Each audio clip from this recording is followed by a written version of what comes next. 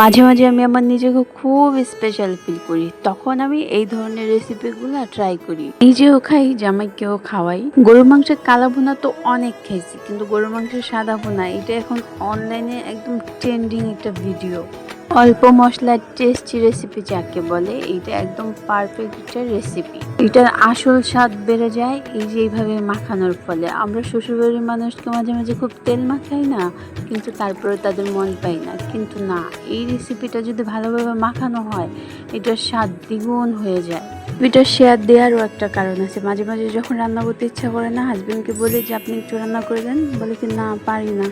এই জন্য রেসিপিটা শেয়ার করলাম, যাতে আর না বলতে পারি যে না পারি না। মাংসটাকে বসাই দিয়ে আমি আবার আরেকটা রেসিপি ট্রাই করছি। এটা আজকে ফার্স্ট টাইমে ট্রাই করছি বোরহানি।